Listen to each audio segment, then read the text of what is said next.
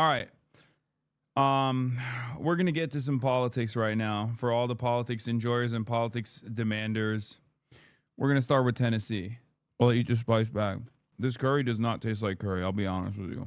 The push by Democrats to flip a Republican seat in Congress fell short in Tennessee. Republican Matt Van Epps won that special election. It was seen as a local referendum on the president's first year in office. Nicole Valdez is in Nashville with all the latest on this story. Nicole, good morning to you. Good morning. A big win for Republican Matt Van Epps in a district that has historically been red, but this time around the election was surprisingly competitive. The first-time GOP candidate won last night by single digits over Afton Bain, a Democratic state representative here. This result is much closer than what we saw play out a year ago when President Trump scored a 22-point victory here. It's the reason Democratic officials now say Republicans should be, quote, shaking in their boots. Sad regardless. No reason to deny it. Even though she closed a 22-point gap, still sad. And I got a lot of thoughts on this issue. I'm going to get into it in a second. Your desktop is showing please have mercy. Oh, this? Okay, chatter, fucking calm down. You know, it's not the end of the world if you see my desktop. Yeah, from 22 to 9 points. Pretty good. Ahead of next year's midterms. The tight margins led to a massive amount of money pouring into both campaigns. In fact, a CBS News analysis found at least $8 million was spent on the race, with more than $6 million donated by outside groups. Van Epps received more than $1 million from President Trump's super PAC, and support for his campaign surged after getting the president's endorsement back in October. Now, Van Epps last night said that Trump's endorsement, quote, made all the difference. He will be finishing out the term of retired former Representative Mark Green, but will have to run for re-election again in 2026. Nicole, thank you. Overnight, there was a special election for an open house seat in the state of Tennessee, and the Republican candidate won. And a win is a win, right? Well, still, Democrats seem to be smiling this morning. Why? Because the margin of defeat was much slimmer than Republicans have been doing in that district. With us now, CNN chief data analyst Harry Enton. Let's talk about the numbers. Let's talk about the numbers. Republicans should be running for the hills this morning because the blue wave is building, my dear friend, Mr. Berman. What are we talking about here? Well, Matt Van Epps, the Republican candidate, he won it by 9, but this is a district that Donald Trump won by 22 points, 15 points, 17 points. This is a 13-point gain for the Democrats in terms of the margin, and excuse time for Republicans is over, because I hear all about these special elections. Oh, the turnout's so low, it's not representative of what happened in the midterm election. The turnout last night in Tennessee's 7th district was equal to the turnout in the 2022 midterm election. So the blue wave, it seems to be building right out of center of Tennessee. Interesting. I mean, so in terms of the numbers, the turnout looked like a regular midterm election, not a special election. Exactly right. Exactly right. And of course, we have, what, about 11 months?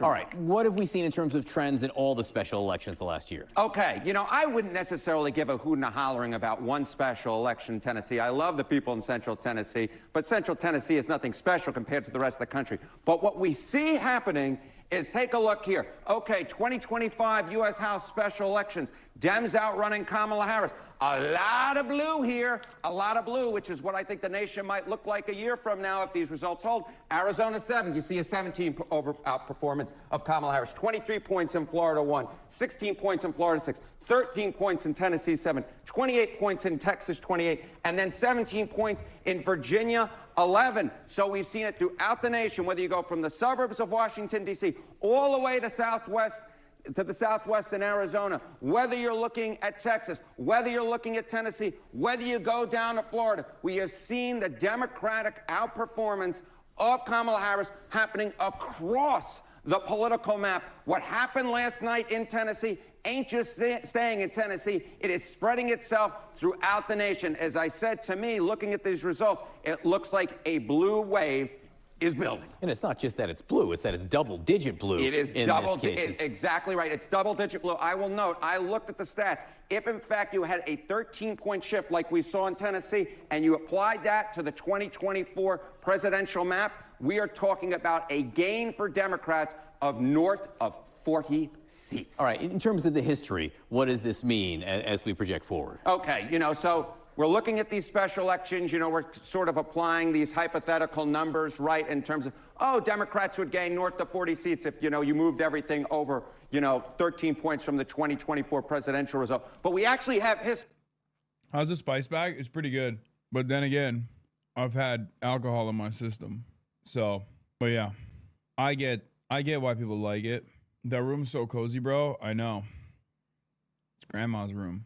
An Irish buddy of mine says it's the best hangover food. Yeah, I had pints. I had a spice bag. I'm fucking Irish now.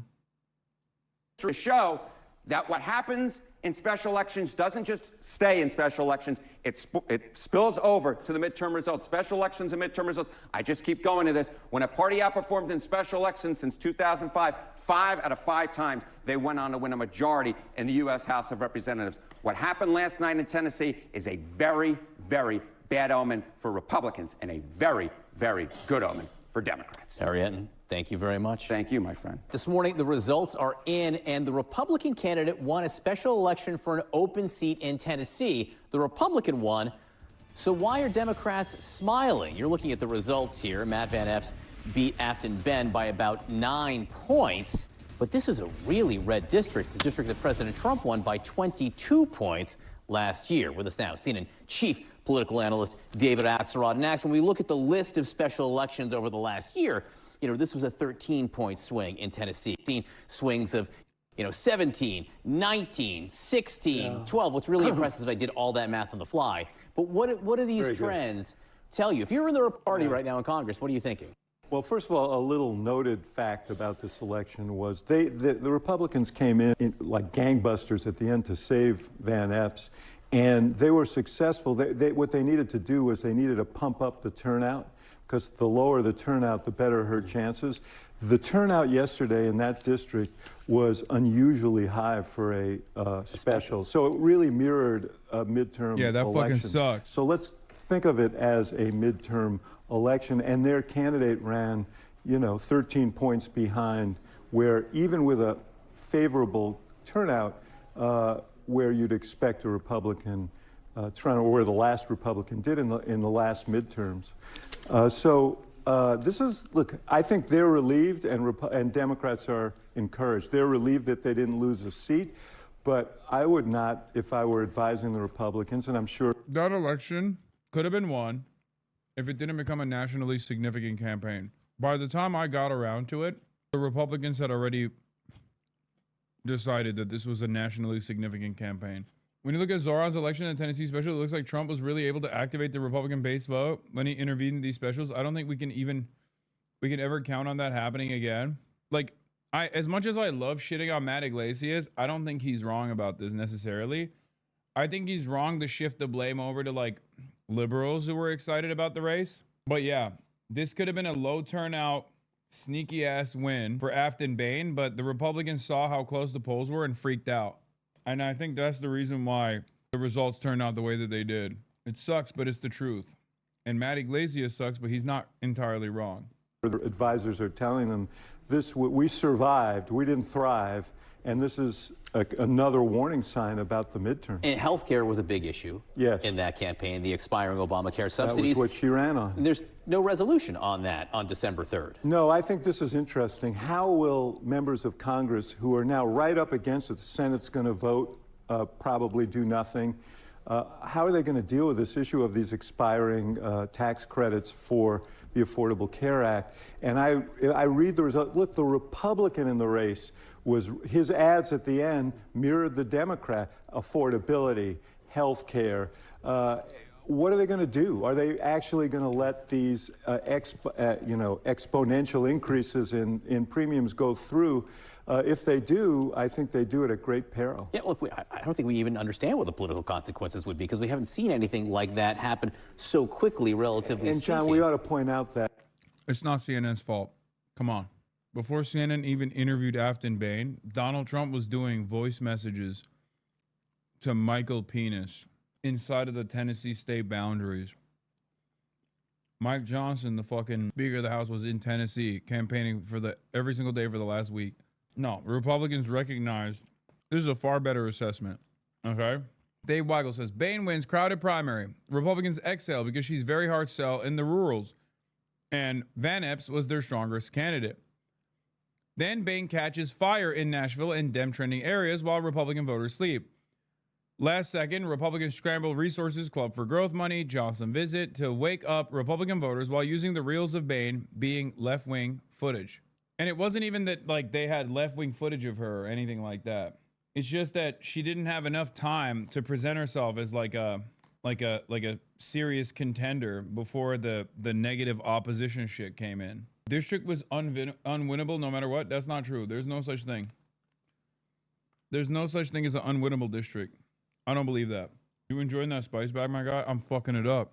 Yes, I'm eating a spice bag. And it's actually pretty bomb. Anyway. It's coming at a time when healthcare premiums overall are rising, and people are not going to distinguish between the Affordable Care Act premiums and the general rise in premiums. They're going to look at it and they're going to say, they didn't do anything, and now I'm paying. You talked about affordability. Yes. President Trump spoke a little bit about affordability in a way that I think probably alarmed some of his political advisors. I would think so. Listen. Yeah. There's this fake narrative that the Democrats talk about, affordability. They just say the word. It doesn't mean anything to anybody. They just say it. Affordability. I inherited the worst inflation in history. There was no affordability. Nobody could afford anything. The word affordability is a con job by the Democrats. Yeah. Look, I don't know whether he wasn't paying attention during the last election, but this is exactly how Joe Biden got in trouble, by insisting that the economy was strong, that the inflation issue was under control. When people were going to the grocery store and going, paying their rent and their insurance and all of their costs, and they saw in real time what was happening, and it's still happening. We're no better off on inflation today than we were the day he walked in. And how long can you keep blaming the last guy for your problems? You know, the Harry Truman said the buck stops here. The motto of this administration seems to be, stop eating and answer your best friend. Have you heard of me? Please acknowledge me. Stop eating and answer your best friend, please. Take a day off. Always eating? Yeah, I am. Okay, I've officially run out of chicken. The rest of the spice bag is just fries. But yeah, it's fried chicken. For those of you who are wondering what spice bag is Irish drunk food. It's a bag full of chicken and fries with, it's a bag full of fried chicken, like chicken tenders, fries, peppers and onions. And then they put curry sauce on it. And let me tell you, they call this Chinese food, which is crazy.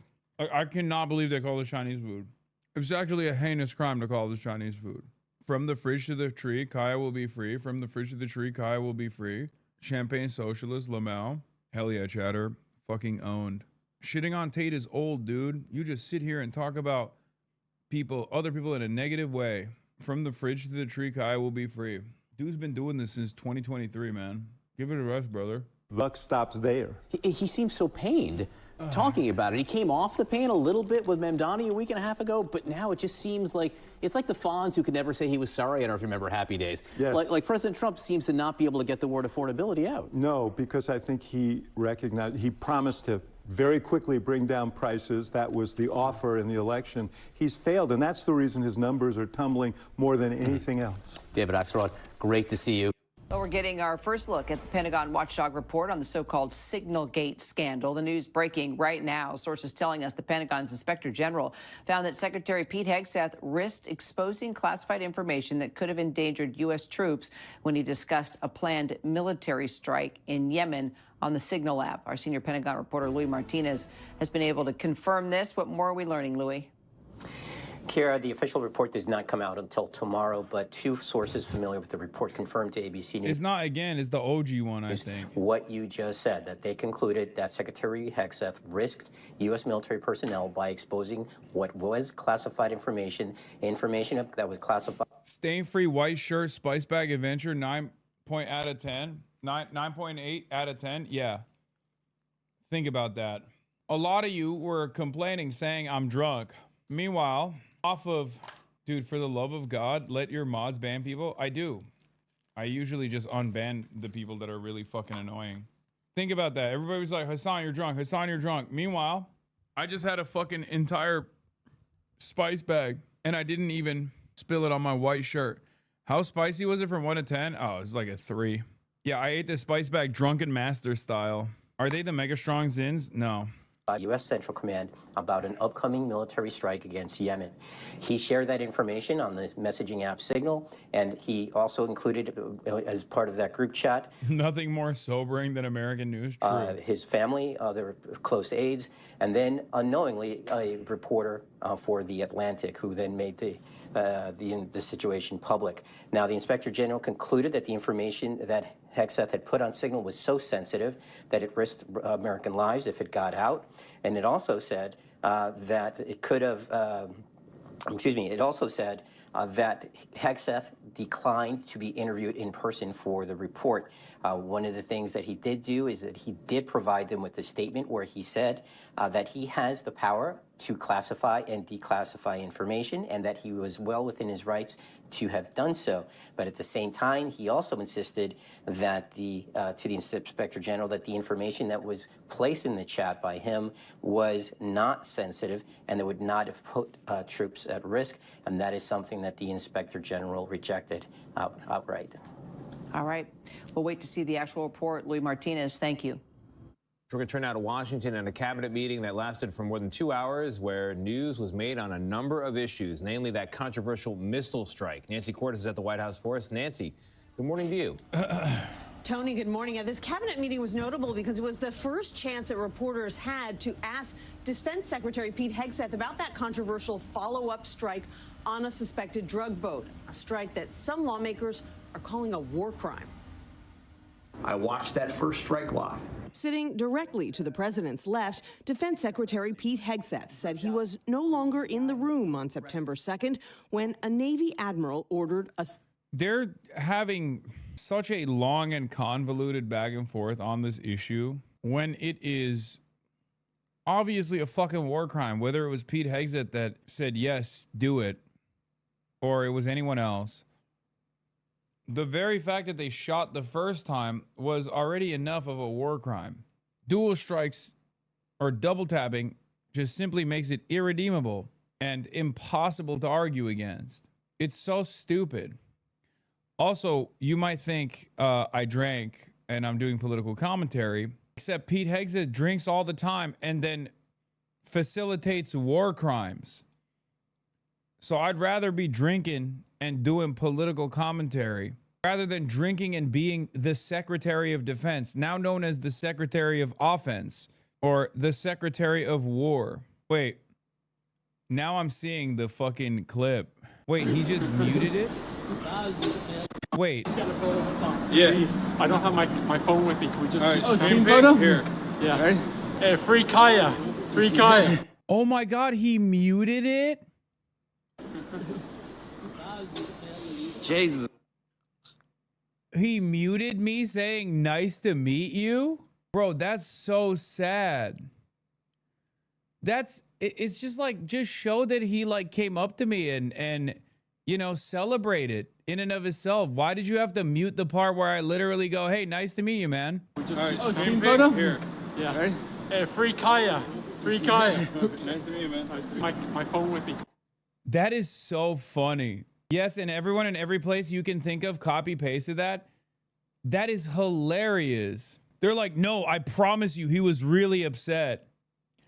I promise you he was so upset. Also, just randomly, the stream silences itself in this moment. Yeah, I said, nice to meet you. And he goes, yeah, you too. To make you look ashamed and embarrassed and stuff. I'll tell you what, the power of social media. Nuts. I'm a bit blown away that people are coming out to say hello to you. Well, it's great. Like, it's deadly, you know. It's brilliant. Part of the world that happens. Yeah. Why did he keep the rest of it? This is how it was posted on Reddit, to be fair. I thought stream audio lagged. Man, your ops are the dumbest people. No, they're not. My ops are not the dumbest people. They're just very cynical. Also, I can't believe he posted this a fucking hour ago. Like, this just happened. That means he is psychotically obsessed. Meanwhile, when Ethan goes outside, he starts yelling from the river to the sea a phrase he considers anti-Semitic when someone asks him to. Yeah. Yeah, this is the guy who's like terrified of going outside because he thinks someone's going to assassinate him, by the way. This is the funniest part about all this back and forth is that like my biggest fucking haters, when I actually meet them in person, even my biggest fucking haters turn into fans. It's just like, it's all love. It's all love in the real world. It's never anything like, he posted it minutes after the interaction. That's so sad. Well, I promise one day people will actually enjoy Ethan Klein. That will happen. You showed up in one of your haters' top 5 watch channels. That's awesome. This thing finally fucking broke. Jesus Christ. Took a while. But yeah, the only reason why clip got 12K upvotes after 2 hours after being posted by an account that was inactive for years. What more do you need to know? What are you going to do? It is funny though that they're like, oh yeah, the stuff that we do online, if we do in real life, it will work in the same exact way. And then it doesn't. So then they have to manipulate the footage to be like, no, actually he was quiet because he was so scared. And that's the reason why the stream audio cut out. It's like, no, it's a normal interaction. I thought that guy was a fan. He was dressed up like Luigi Mangione. I mean, I didn't really think too much of it. Yeah, my haters become my waiters in the table of success. As my GOAT Eric Adams once said. What are you going to do? What are you going to do?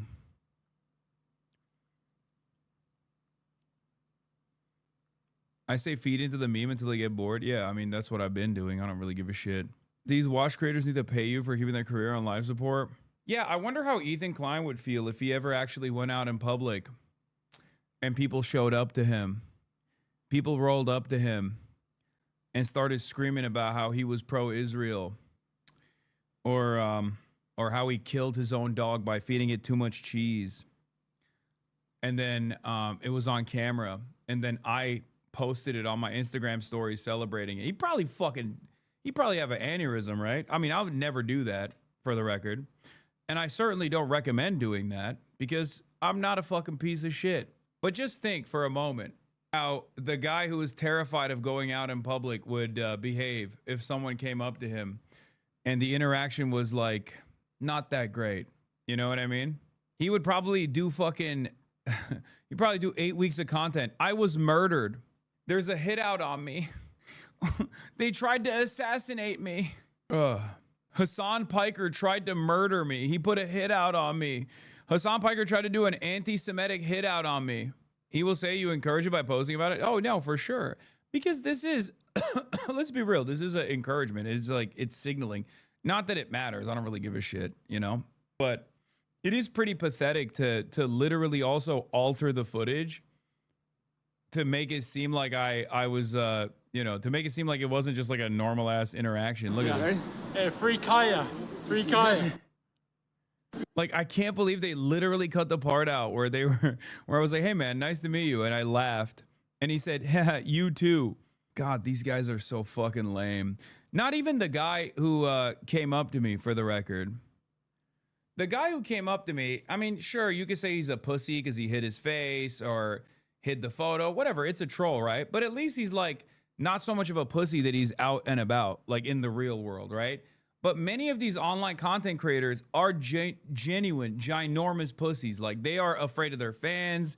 They're afraid of their haters. They're afraid of going out in the fucking real world. At least that guy is out in the real world, you know? But the fact that these giant pussies who can't even go outside, who are scared of their own fucking shadow and behave as though they would be killed if they actually interacted with someone and that interaction was like maybe a little uncomfortable. It's just really funny that like those guys will then go to this length to fucking edit a video to mute the part where like I'm having a normal and cordial conversation with this person and he's actually responding positively. It's just hyper obsessive freak shit. And I think it's sad that like people don't even realize that this is freak shit. You know what I mean? There's a lot of people who just kind of lean into this in the content creator side. And I don't think they would appreciate it if the roles were reversed. They just wouldn't. Anyway, let's get back to Pete Hegseth. Strike and Donald Trump attacking Vuvuzela. this suspected drug boat. A couple of hours later, I learned that that commander had made which he had the complete authority to do, and by the way, Admiral Bradley made the correct decision to ultimately sink the boat and eliminate the threat. The first strike reportedly killed 9 people, and the second killed the final 2 who were clinging to debris. That is the part that has many in Congress outraged. I think there's a broad consensus that it's illegal to kill people who are clinging to wreckage. Let me be very clear. Killing shipwreck survivors is a war crime. In the cabinet meeting, Trump stood by Hegseth. And Peter's done an amazing job. But he also set off Democratic alarm bells with this comment. I want those boats taken out. And if we have to, we'll attack on land also, just like we attack on sea. Senate Minority Leader Chuck Schumer said that would require an act of Congress first.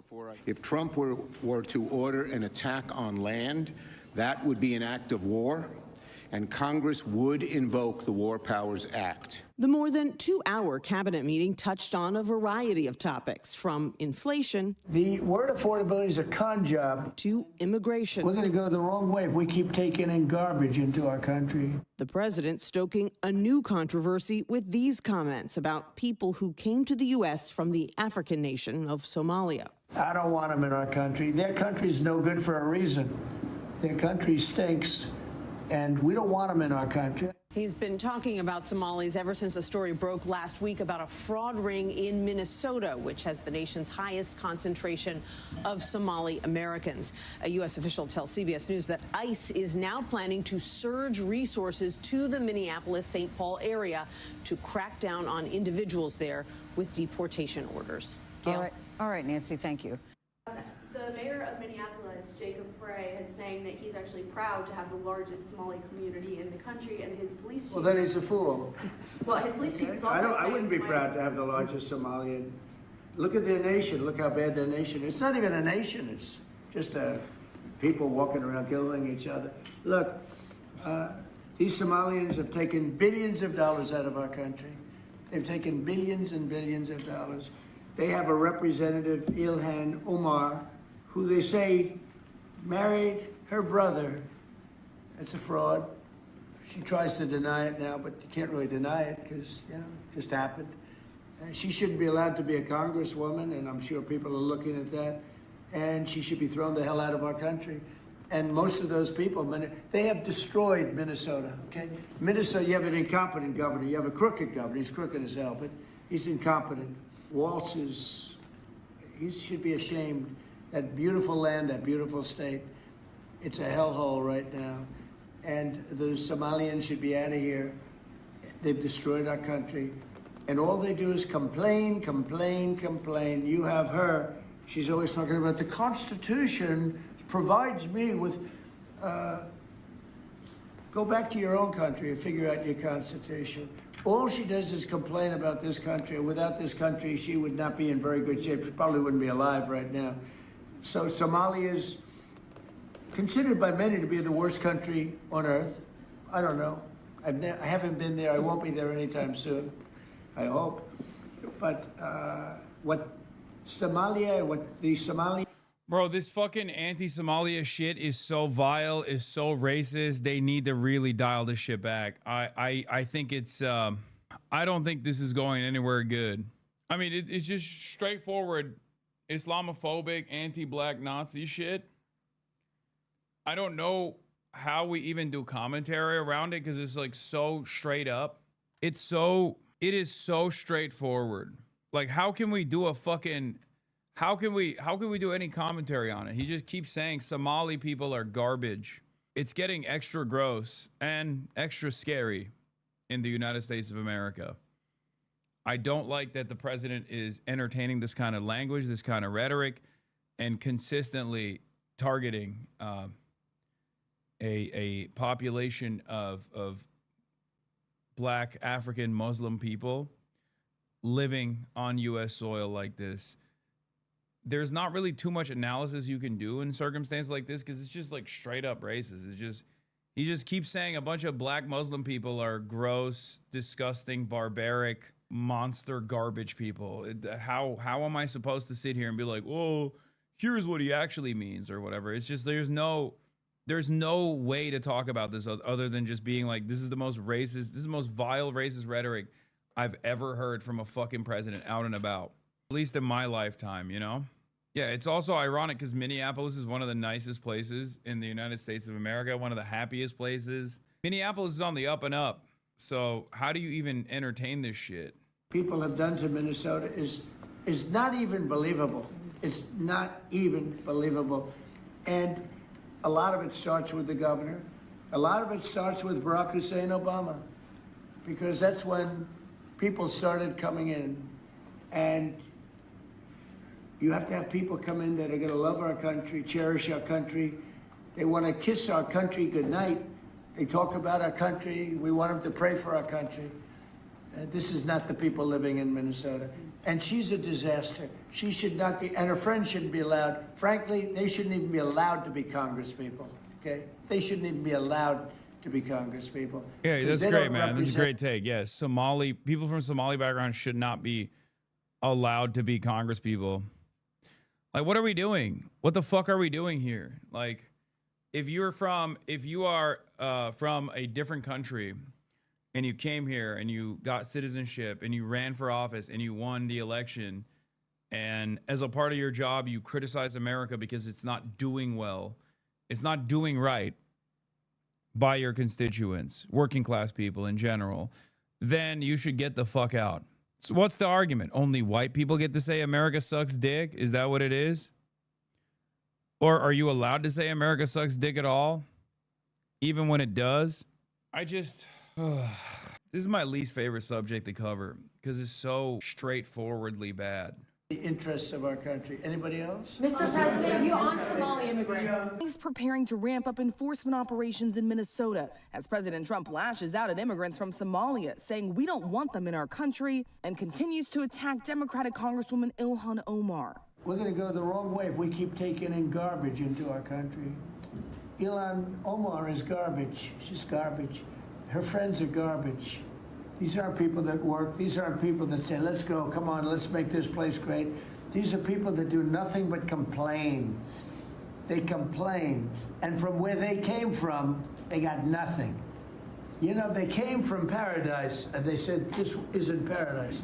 But when they come from hell, and they complain and do nothing but bitch, we don't want them in our country. Minnesota is home to the nation's largest Somali population. Multiple law enforcement officials tell ABC News that ICE is preparing for a surge operation in the state, focusing on St. Paul and Minneapolis as early as this week. The city's mayor says police won't help ICE when they arrive.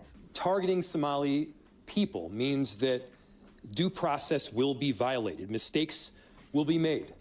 And let's be clear, it means that American citizens will be detained for no other reason than the fact that they look like they are Somali.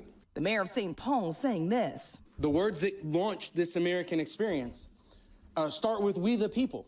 And I believe that the sacred moments in American history are the moments we've had to decide who the we is. Who gets to be included in the we? Do we mean black people? Do we mean women?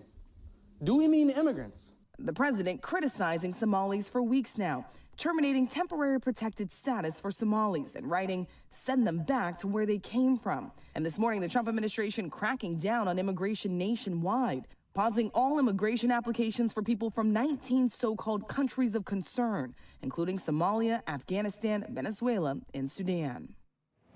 Immigrants with pending immigration and green card applications are now subject to review. As for those enforcement operations that are going to be taking place, we are learning in Minnesota, DHS putting out a statement saying what makes someone a target. I'm so confused. He cries about complaining, but all he does is complain. That's literally how he got elected. Yeah, but he's white, and he's an American citizen, as in he's been an American citizen for at least 2 generations. You know, like his parents were American citizens, so it's different than someone who's a first generation. It's not, by the way. The point is that Donald Trump has had his roots in the United States of America for far shorter than the average brown person, really, including Somali people here, right? But because he's white he gets to just fucking chirp like this, I guess. I don't know. It's so fucking gross, man. It's so gross. This is not their race or ethnicity, but the fact that they are in the country illegally, saying they do not comment on potential operations, George. Rachel Scott, thanks very much. And joining us now for her first interview since the comments from the president is Congresswoman Ilhan Omar of Minnesota. She came to the U.S. from Somalia as a child, became an American citizen about 25 years ago. Congresswoman, thank you for being with us. The president attacked you personally yesterday, and I want to play more of what he said. Ilhan Omar is garbage. She's garbage. Her friends are garbage. These aren't people that work. These aren't people that say, let's go, come on, let's make this place great. These are people that do nothing but complain. Congresswoman, how do you respond to that? Well, thank you, Anna, for having me. I would say the president's obsession with me and the Somali community is really unhealthy. It's creepy. And I hope that he gets the help that he needs. It sounds like he is trying to deflect from the failures that he's had as president. His immigration rates are not going in the way that he's expected. We know that the tariffs are not working to make life affordable for Americans. We know that he is afraid of what is in the Epstein files as he's fought to be the head of the pedophile protection party. And we know that right now he is being investigated for war crimes that he might have committed when he ordered what seems to be illegal attacks against boats in the Caribbean. Your district has the largest population of Somali immigrants in the U.S., around 80,000 in the state of Minnesota. This isn't the first time the president has made derogatory comments about your community. Last week, he threatened to end temporary protected status for Somali immigrants in the state. He alleged without evidence Somali gangs are terrorizing the state. In his first term, he called the Somali resettlement in the state a disaster. Why do you think he's so focused on this community, and what impact does that kind of racist and dehumanizing language have? He's always been a racist, a bigot, a xenophobic, and Islamophobic. We know that he called African nations a shithole in his first administration. We know that when he came down that escalator, he said he was going to stop Muslim immigration into this country. And so it is not surprising that he is going after black immigrants in this country. And it's certainly not surprising that he's choosing a black immigrant community that is also Muslim. But what I would like to say is that most of us are citizens. On our passport, it says we are nationals of this country. We love that Minnesota has welcomed us. Many of us have not been settled in Minnesota. We chose it as a home because the Minnesota people and the state is beautiful and very welcoming. And we are going to be here regardless of what the president has to say. I agree. I love the Twin Cities. I love visiting your home state as well, Minnesota. Lots of good people there. Beautiful part of the country. Are you getting any support from Republican colleagues on this? Are you seeing anyone from the president's own party stand up and say, this kind of rhetoric isn't okay? No, and it is not. Oh, God, that's so sad. That's so fucking crazy. As long as the right continues to defend things like the president calling entire immigrant groups garbage, they'll keep losing on immigration. Most Americans don't like that kind of talk or the views associated with it, irrespective of their views on immigration. Yeah. Wanye says, one of the weirder things for me about the recent immigration debate is that it revealed that liberals are absolutely dedicated and committed to third world migration to the West. It's not just something that they're okay with, should the majority of their neighbors agree, but something that they imagine is actually really important. They think we are defined by it. This is really weird. You could just not do third world immigration and the whole argument could be over. And then you could focus your efforts on whatever progressive commitments you have within the country. No, dude, it's because you're fucking obsessed with it. That's it. You're obsessed with it, dumbass. No one else thinks about it like this. Or most normal people don't think about it like this. It's you and racist people like yourself who look to immigration from developing countries and goes, this is so damaging. This is so devastating. Like, think about it this way. I was just in a cab. The dude's from Afghanistan. He's just a regular ass dude. Ain't nothing different. You know? Do you think that it would be different if that person was from Norway? No, it's just another guy. But if your mentality automatically is, oh, no, it would be different if that Irish cab driver was actually from Norway, then you have to re-examine why you feel that way. Okay? That's it. Surprising because the Republicans have bent the knee to this president. They've welcomed his disgusting and deranged and dangerous rhetoric. They have propelled him into office. They have allowed for him, as a 34-time convicted felon, to become the president of this nation. And so I am not surprised, and I'm not expecting any of them to develop a backbone now and to stand up for their colleague or our Minnesota, Republican representatives to stand up for their constituents. And earlier you said I represent the most Somalis in Minnesota. Usually it seems like the American right drives a lot of the Anglophone Euro-conservative discourse. But with immigration, it really seems like they take most of their cues from European nativists. American Republicans don't really believe in these sorts of all or nothing takes. Yes, that's the other thing. Like Islamo-Bolshevism, or the idea that like we're importing the third world here and we must defend the country from like Islamic migration. That's not a real thing that Americans worry about, because many Americans don't even see that many Muslims in general. They don't even realize that there are Muslims around them, even if there are Muslims around them too. And most people just don't care. That is a European phenomena, the Islamo-Gauchism, the Islamo-leftism, Islamo-socialism. That is a European phenomena. And Americans are simply LARPing when they bring this to the forefront as a major point of contention. We risk losing our national identity if we are too open to people from all around the world. Donald Trump supporters say 65% of Donald Trump supporters agree with that sentiment, as opposed to 81% of British right-wingers. It is bad for society if white people decline as a share of the population. 43% of Trump supporters agree with that sentiment, as opposed to 70% of the British right. I am uncomfortable with people speaking a foreign language in public places. 47% of Trump supporters say that they're uncomfortable with that. 66% of the British right. Society is weakened by being made up of many different races, ethnicities, and religion. This is the death blow, by the way. Society is weak because of diversity. Gets 19% support. 19% support from Trump supporters. Are you fucking kidding me?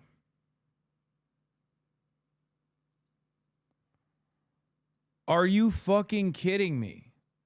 This is why I also say America is one of the most diverse nations on the planet, and America is one of the most woke places when it comes to immigration in developing nations, okay? It's not even close. No, this isn't because woke is back, chatters. It's not because woke is back. When it comes to immigration, the American right, woke has never left. Because half of the fucking Trump voters are Mexican. What the fuck are we talking about? America is the most diverse nation on the planet. Okay? It's the most diverse country on the planet. That's why school shooters aren't just white boys any longer. You got black school shooters. You got female school shooters. You had like an Asian mass shooter. Do you know how fucking rare that is? Do you know what a statistical anomaly that is? There was a fucking Asian church shooter, man. Except there's only one place where that's not that strange. The United States of America. Okay? That's it. America is a very violent country. And also on top of that, America is a very diverse country. So even our violence becomes diverse. School shooting is bad? Yeah, wow, brave take. Well, but that's due to the guns? I know. My point is, it's obviously still about the guns, but also it's a testament to how diverse this country is, okay? That's the point I'm making. And that actually is not a fact. Most Somalis live in the different congressional districts that are mostly represented by Republicans, including the Republican whip of the House. The New York Times is now reporting federal immigration agents may soon be targeting Somali migrants in the Twin Cities area. What are you hearing? What do you know about these reports? Well, over 90% of Minnesota Somalis are citizens of this country. And so we know that some people have been questioned. They have been, ICE has made attempts to abduct and detain them. But a lot of Somalis, when Trump first got elected, decided to carry a passport ID because they knew that he wasn't only coming for people who were undocumented, that he would essentially come for immigrants who were citizens of this nation. And so a lot of them are very savvy, they're resilient, they're brilliant people who have figured out how to protect themselves. I mean, you've already touched on this, but I do want to ask you a follow-up on the character and the contributions of your community, because the president keeps villainizing your community, dismisses contribution of immigrants in this country. What do you want people to know about the Somali community in your home state? I mean, I would like them to know that we are the most generous people. We are one of the most friendliest communities. Again, it is why we made Minnesota home, because it fits with our character. Minnesota nice is not just something we say, it's something that is true. And Somalis. Bro, you know things are bad when you got fucking MSNBC calling up Ilhan Omar to be like, can you give us 9 unrestrained minutes where we humanize you? Okay? Remember, I love Ilhan Omar, but the average mainstream outlet does not necessarily hold a lot of love for Ilhan for her positions on American foreign policy, specifically on Israel. Okay? You have to understand how bad things have gotten that fucking MSNBC, also known as MS Now, is doing 9 minutes with Ilhan Omar where they're just so chummy and they're like, hey, speak to us about how Somali people are dope, please. How do you feel about this racist attack? That's how you know shit is really fucked up. As nice as Minnesota is, we are, like I said, very resilient. We're very hardworking, and we are very patriotic. Minnesota Somalis have the highest level of people who have become citizens as immigrants in this country, and we vote, we contribute, we volunteer, and we run for office. What's your message to the president right now in this moment? I would say your message of bigotry is not working. Your intimidations are not going to work on the Somali community who have survived so much. And I would say that his deflection and scapegoating is also not going to work. Americans still remember the fact that his economic policies are still hurting them, that he has not kept his promise of keeping costs down, bringing down inflation, creating opportunities for job growth. And so that's what I have to say to the president. Real quick before we go here, what is your reaction to the breaking news this hour that President Trump is pardoning your colleague, Congressman Henry Cuellar, who was indicted on bribery charges? I think it is unfortunate in the ways in which the president is using his pardon. As you know, we like to think of presidential pardons as being investigated, being recommended. And we are seeing now that he's just doing favors to people that he likes, in the way in which he pardoned the former president of Honduras, who was a narco trafficker, who spent many years disappearing, terrorizing his own citizens, and who our own law enforcement and taxpayers spend so many dollars in investigating to get him to be incarcerated, and his 45-year sentence is now commuted, and it's unfortunate in the way in which the president loves people who break the law. But Congressman Cuellar hasn't been convicted.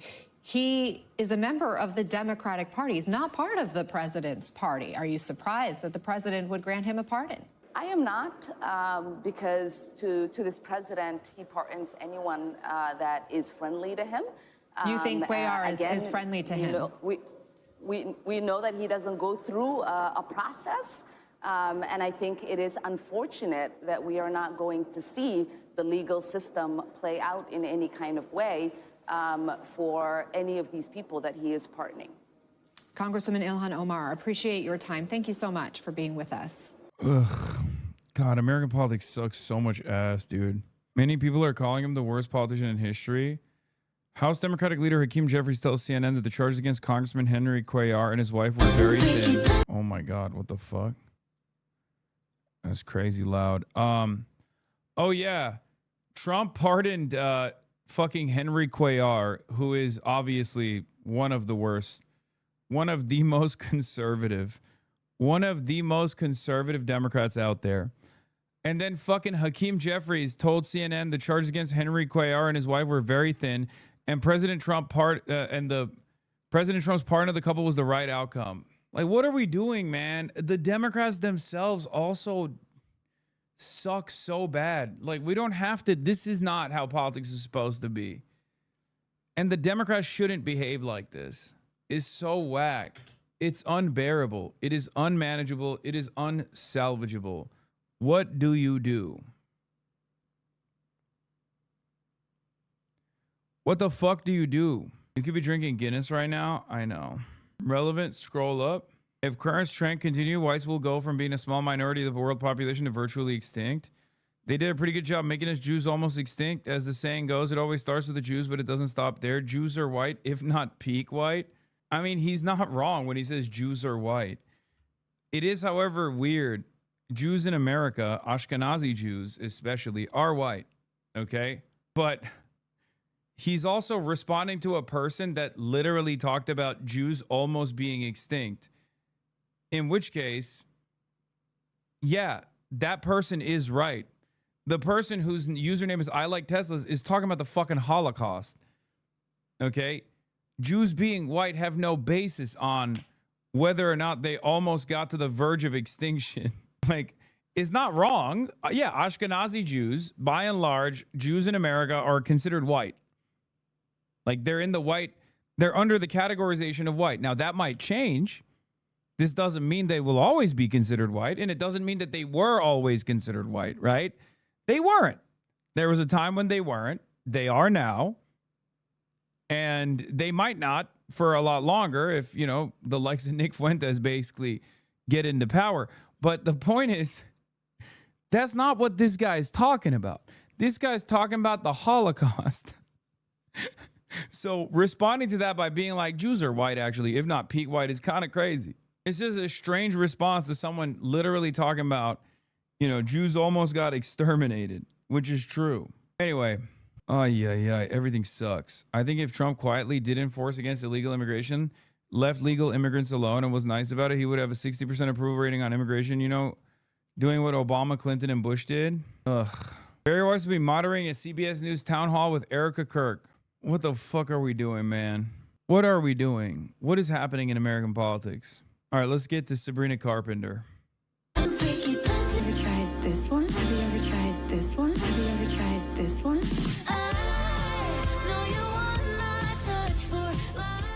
So the White House posted that, and Sabrina Carpenter actually delivered one of the most unholy ratios of all time, responding to the White House using Sabrina Carpenter's music, saying, "This video is evil and disgusting. Do not ever involve me or my music to benefit your inhumane agenda."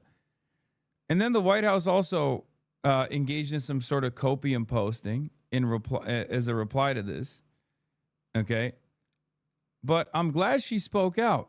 Well, first it was Taylor. Yeah. Now it's Sabrina. Sabrina Carpenter, the singer, becoming the... First it was Taylor. I feel like we could see more initiative from Taylor Swift. Please, nobody get mad at me for saying this, but I feel like we could see more movement from Taylor on this stuff. Latest pop superstar to get into a feud with the Trump White House. The fight began with Carpenter slamming the administration for using one of her songs in a video applauding ICE raids. That's probably not. I wouldn't want that. Yeah. The clip posted by the official White House X account, Twitter account, shows a video montage of ICE officers chasing and handcuffing people to a remix of Carpenter's song Juno. The post includes text reading bye-bye with a hard eyes emoji. This is so sick. Yeah, the cruelty is really I am sorry. staggering. This is so sick. The singer responded with a video, a post of her own, writing, "This video is evil and disgusting. Do not ever involve me or my music to benefit your inhumane agenda." White House spokesperson Abigail Jackson responded with a statement referencing Carter's lyrics, writing, "Here's a short and sweet message for Sabrina Carpenter. We won't apologize for deporting dangerous, criminal, illegal, I'm tired of the murderers, lies. rapists, and pedophiles from our country." No. We're not going to read the lies. They are getting students, and Jacob Saber. Am I supposed to say this yet? What? Just hang on, okay? They are. ICE is getting innocent people that are going to see their family. They are busting down like kindergartens and pulling out kindergarten teachers. They're Okay, Morning Joe. More like Morning Joe Stalin. When did this happen? They're out here talking like they're on the Hasanabi broadcast. What the fuck? They literally hung out with Donald Trump. Remember, they kissed the ring. What a shocking. Yeah, Morning Joe, more like Maoist Joe. Yeah, good morning. It's a beautiful morning for revolution. How the fuck is Morning Joe saying this about the Trump immigration agenda? They literally went to Mar-a-Lago to be like, "I will suck your dick, Mr. President. I love you." What the hell? Throwing mothers to the ground. It's savage. The savagery, the cruelty. And it's something they celebrate. They love this. They think inside the White House, I mean, Donald Trump has said before he doesn't want to see mothers ripped from the arms of children. But that's exactly what they're doing. Bro, what is happening? Liberals are talking about immigrant parents getting ripped away from their children's arms. Oh my God. Are we there? I mean, you guys didn't seem to care about this shit a while back. No disrespect. I love that you're there now. I'm glad that you're there now, but I wish you could keep up this energy. You know what I mean?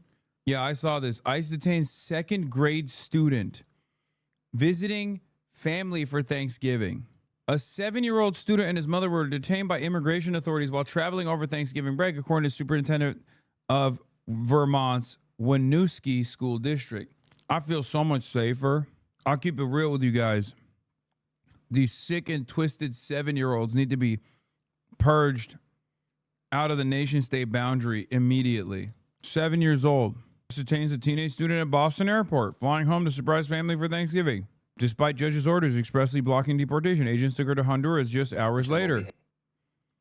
Agents at Boston's Logan International Airport. It's the day before Thanksgiving. We're all supposed to be with our families, and yet she's taken away from her family this time of year. It's cruel and unconscionable behavior, and we're not going to tolerate it. Parmelo says Lopez Beloza, a student at Babson College in Massachusetts, was planning to surprise her family for the holiday, but was picked up before she could even board her flight. She was scanning her boarding pass, so she was told there was something wrong with the ticket. I don't believe that to be the case. Something must have happened between when she had her passport scanned in Logan Airport.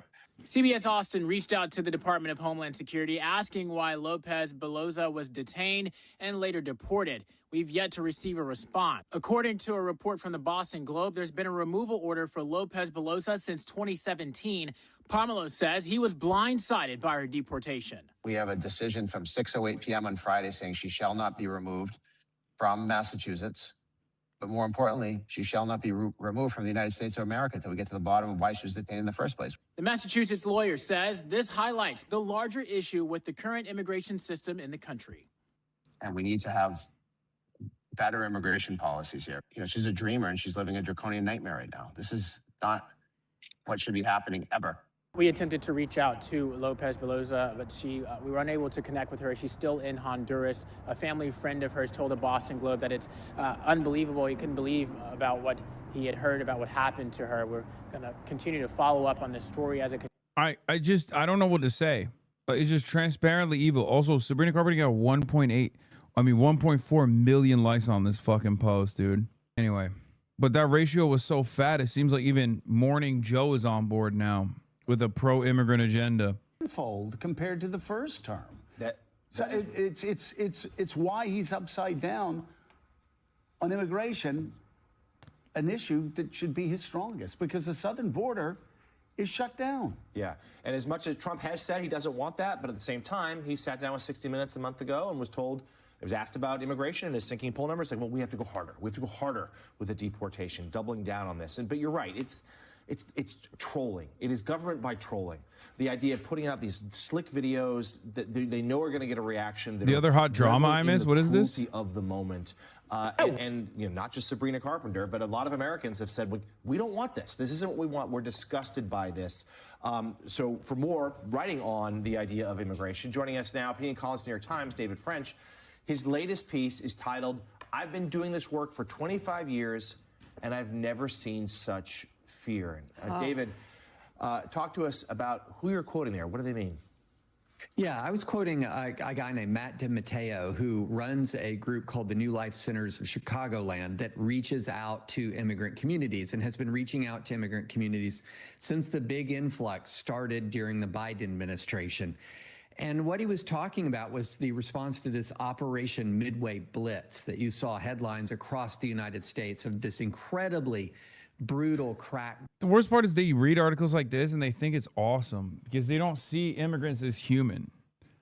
Down in the city of Chicago, just with all of the scenes and all of the incidents you've seen of brutality, of tackling people, of violence directed against protesters, for example. This was happening in Chicago. And this ministry that I was talking about as part of our 2025 giving guide at the New York Times was one that reached out to migrants as they were hunkering down, as they were protecting and sheltering in their homes, and was reaching out to people to keep them under a roof, to keep them supplied with food and with clothing. And I was trying to make the point that when there is American brutality, there is also still American compassion. And it's really time to double down on the people who are showing compassion. David, one church institution that's showing compassion is the Catholic Church. The Pope has been extraordinarily heroic and in doing his job. I mean, he's quoting Jesus. He's quoting the most obvious parts of the red letters, which of course leads to the question: how do so many people who grew up in our churches, who grew up as Baptists like me across the Deep South, how are so many people turning a blind eye not only to the savagery here, but also to a president they voted for? I don't know, maybe because this is the purest expression of American Christianity for them, which is just being cruel to the vulnerable, being uniquely cruel. I'm not a fucking r/atheist style guy at all. You guys know this. I respect people who want to practice their religion in their own way, whichever way that may be. But god damn it, dude. Like, American self-described Christians are some of the biggest fucking assholes of all time, man. They would rape an entire orphanage full of children and then turn around and be like, well, you know what? God forgives me. Okay? I actually found God. And you know who actually would potentially, hypothetically, rape an orphanage full of children? Transgenders. It's like, what do you mean transgenders? You just did that. Like, what are you talking about? You can't just like point to a random hypothetical about a marginalized population potentially doing the crime that you just did. What are we doing? It's so fucking crazy. I feel like American evangelicals they move in such a strange way, man. Even as someone who thinks like, live and let people fucking believe whatever they want to. It creates a lot of resentment for someone like me. I promise you, go on Twitter, scroll your For You page for like 8 scrolls. You're inevitably going to arrive at someone saying the most heinous shit you've ever heard about immigrants or about gay people, trans people, whatever, poor people, and how they deserve to die. Click on their profile. There is a 85% chance that that person has a cross on their profile being like, American of real good Christian faith, cryptocurrency entrepreneur. Every time, brother, every time I see someone talking about like SNAP benefits and how like black women deserve to die because they should work harder and they shouldn't be on SNAP, I click on their profile. It's a dude who in the description of their profile straight up says like, I love God, Jesus is my savior. No, the fuck he's not. He is not your savior, bitch. You are not a Christian. You are doing devil worship. You worship the devil. You worship capital. Get the fuck out of here. Anytime. Yo, self-described Christians are so fucking annoying. Christians who are just Christian and chill about it are fine. But there is a very high likelihood if a motherfucker is like writing about how aggressive they are with their Christianity, with their faith, they are probably a massive piece of shit. I have yet to see a motherfucker who doesn't wear that shit on their sleeve. I've yet to see a motherfucker who wears that shit on their sleeve be a nice person, bro. I'm sorry. Corinthians, Christ is King. These are the types of Twitter bios you must avoid. Okay? Dudes with like Christian scripture in their fucking bios are some of the most evil people I've ever met. They are doing a very bad job promoting Christianity. Okay? Not to get all fucking Catholic with it because I'm in Ireland, but god damn, dude. The point is you should be a better person, right? If you're a person of faith, you should be an even better person, right? You have these rigid rules of morality and what to do and what not to do. God damn. So fucking lame. I hate it. Twice, calling God's children. Let's make no mistake of this. Jesus was very clear. We're all God's children. And in fact, when he talks about the last being first and the first being last, well, you could probably put billionaire leaders on one side of that and Somali immigrants on the other. When he calls Somalis, quote, human garbage, that is something, again, for people who didn't grow up in the Baptist church, who didn't grow up reading the red letters, didn't grow up in the Gospels, didn't grow up like you and me, reading about this in, Sunday school and training union. I mean, the thing is, when you get into the Gospels, they're not. When did this whole anti-Somali tirade even begin? I don't know. It's just like, it's always been a thing, but it's never been at the forefront like this. I guess it's a way for Donald Trump to shit on Muslims without like actually shitting on all Muslims, I guess, because he can't shit on all Muslims because then the Gulf leadership is going to hear that and be like, all right, bro, maybe dial it back. We're giving you like $7 quintillion fucking dollars for your stupid ass fail son and his real estate projects. Like, fucking dial it back, please. So this way he can be Islamophobic and anti-black at the same time. And then when asked, he could just be like, no, I'm just talking about Somalians. Because I have noticed that, like, I mean, he shits on Muslims quite a bit, but even with Zoran, he didn't really like do Islamophobia as much. So many rules, people like to talk about rules. The commandment is just time and time again, blessed are the merciful, for they shall be shown mercy. This guy's still talking about a Christianity that unfortunately does not exist in the United States of America in modern day. You do to the least of these among me, you do to me myself. And again, you just can't keep going back to the story of the Good Samaritan enough, where Jesus says, love your neighbor as yourself. They ask, who's my neighbor? And he picks the most despised foreigner, the Samaritan, to say, that's your neighbor. And that's who you love. And that's who will be first in the kingdom of God. So again, a very long windup to ask this question. How have these people been so programmed to forget every single thing they were taught in church, in Sunday school, in training union, on Wednesday night Bible studies? Like, how have they been so programmed that they completely put this political, I don't even know what to call it, over the teachings of Jesus Christ? Because make no mistake, read the Bible. The Somali shit is also kind of dumb, aside from being super racist, because like most Americans only know like what a Somali person is from Captain Phillips. And you literally have to show them with like a PowerPoint presentation what a Somali person is, right? And the areas where there are a lot of Somali people is like Minneapolis, right? And it kind of feels like Minneapolis is pretty chill about the Somali population. They seem to be fucking happy about it. It's not like they're voting for Republicans out of racist backlash against Somali population rising in Minneapolis. So there's just not really, like, most Americans don't even fucking know what Somalia is, you know? Like, you need to be locked in. When Trump shits on Mexicans, at least every American knows what a Mexican is, okay? I'm willing to bet most Americans have no fucking clue when Trump says, oh, the Somalians, they're invading the country. And it's like, most Americans are like, what the fuck is a Somalian? Which is not even what you're supposed to. It's Somali, not Somalian. But regardless, you know what I mean?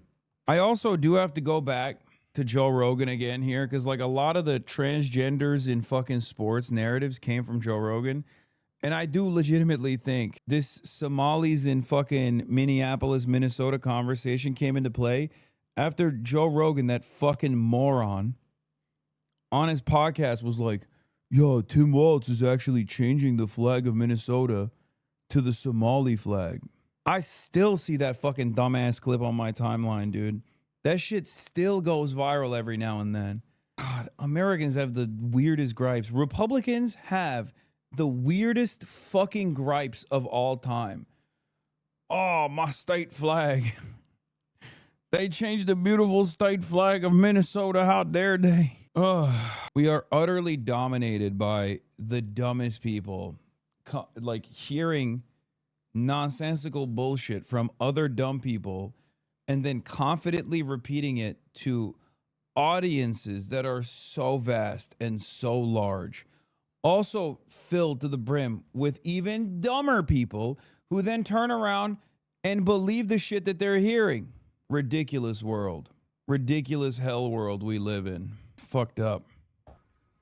Read Jesus' words. Don't go to Leviticus. Oh my God, this motherfucker's still talking about Jesus. I'm sorry, I can't listen to this anymore. We have some breaking news coming in. The Department of Homeland Security has announced moments ago it is launching a brand new immigration crackdown in New Orleans now, according to a federal law enforcement official. Where's Kaya? In West Hollywood, Los Angeles, California, chatter. I did not fly my wonderful 120-pound dog to Ireland on a 10-hour flight. Asian journalist responds to a Hassan hater and cooks her. Oh, I saw this. Stream talking about how cool it is that a communist country has a Gucci store and failing to mention that China is an authoritarian state. The Chinese government does not. Yeah. You can't fucking say that we should learn from Chinese development and also have high-speed rail here. You can't say that. Not tolerate any public criticism of the party. Hey, did you know that the vice president of the US told companies to fire people who were criticizing a podcaster? Also, Hassan was more focused on praising China's infrastructure, their amazing high-speed rail network, for instance, which we will probably never see in my lifetime because of our government. The Chinese government, on the other hand, actually cares about its people. And it's crazy because I talk about like the repressive nature of Chinese governance as well. And how it's just not for me, you know? And how I don't like it personally. But these guys seem to never hear that side because it has to be black and white. If you say there are certain things that the Chinese government is doing that's good that we should take lessons from, people immediately go, oh, you mean you love everything that China has ever done throughout history. I don't know, man. I like Zohran Mamdani. That doesn't mean I believe that America is doing a great job with like invading Venezuela. You know what I mean? So if you have the capacity to understand nuance in that situation, why the fuck can't you understand nuance in the other? Right? Nobody in here goes, hey, I like Zohran Mamdani. Nobody in here goes, oh, you must love the move bombing, 1985 move bombing, Henry Kissinger, David Miscavige, Scientology, CIA connections. 100 plus coups in foreign nations. You must love all of that. It's like, no, I just didn't say any of that, man. Just hear my words. Did I say any of that? No.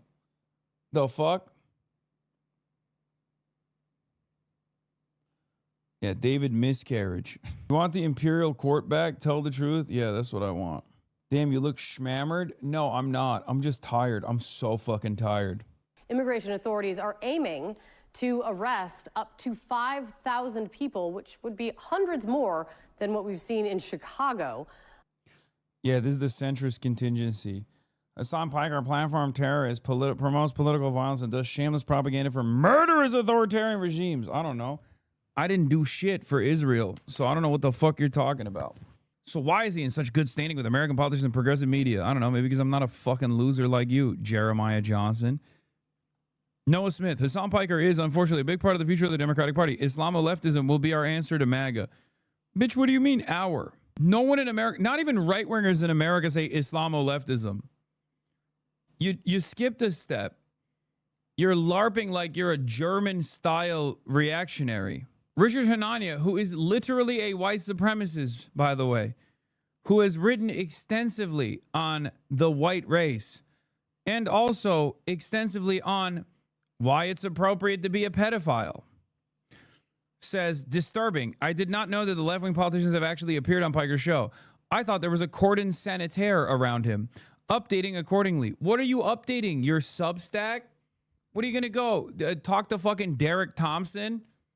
Next time you and him are having a conversation, you're going to tell Brianna Wu to fucking excommunicate me from the Democratic Party? Good luck, dumbass. The fuck are you talking about? You literally have extensively written about the superiority of the fucking white race. The fuck do you mean? Honestly, I would go so far as to say it is way more shocking that Richard Hanania is getting any play in liberal circles than someone like myself. It's so strange. Anyway, none of this actually fucking matters, obviously, because these guys have no emotion, but it's just crazy. What is condom sanitaire? Yeah, like a he's saying like I'm immediately putting a fucking blacklist on someone like this. Yeah, you want to see the fucking line today, by the way, to see me speak at the Phil Debate Society at Trinity College in Dublin? This was the fucking line, chat. That's why I don't really stress my fucking dumbass haters, okay? You think I give a fuck? Look at this shit. Yeah. Yeah, I know this shit's not going to make it on LSF and get fucking updates. Oh my God, my Reddit upvotes. But, you know, that's what the real world looks like, okay?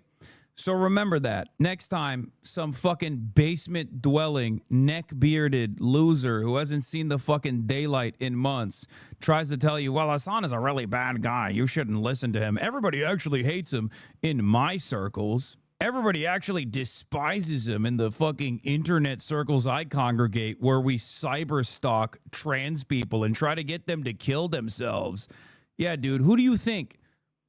Who do you think in the real world is seen as more normal? You and your autistic circle of cyber stalkers who are, by the way, self-described. They call it A-logging. Or, I don't know, someone who's defending progressive values. Who do you think is going to be seen as a more normal individual? Okay? It's the same shit with Israel. You can find a place on the internet where, you know, all of the anti-Israel sentiment is actually anti-Semitic and very dangerous and very scary, and no one actually should give this guy any daylight, whatever. But like in the real world, most people are on fuck Israel time. So good luck. Have fun with that. A-logging, autism logging. It's what cyber stalkers call what they do, like autistically logging everything that people do, their targets do. Yeah. You're a fucking freak. You're a bitch. You're a weirdo if you do shit like that. And there's a reason why the only place you can get any sort of support in your mind is botted ass fucking Reddit circles and Nazi ass Twitter. Okay? You got too much time on your hands. You got no bitches. You got no job prospects. Your life is fucking dog shit. Stop doing this stuff. I promise you, is hurting you more than it hurts me. Okay?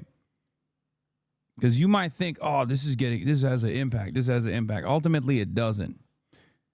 It has a far worse impact on your life and on your own personal mental health than it does on mine.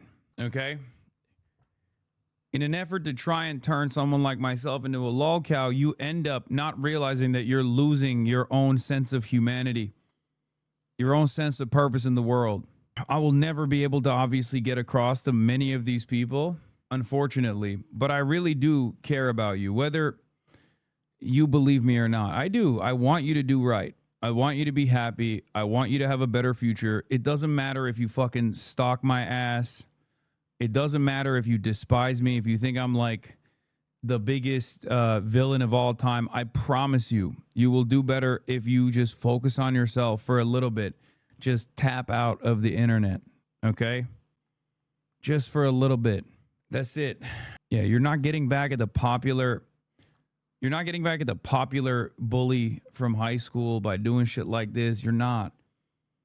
The greatest way that you could possibly do that is by focusing on yourself, improving your mental health, improving your job prospects, and then completely forgetting about whoever you think is the high school bully version that you are trying to dominate on the internet.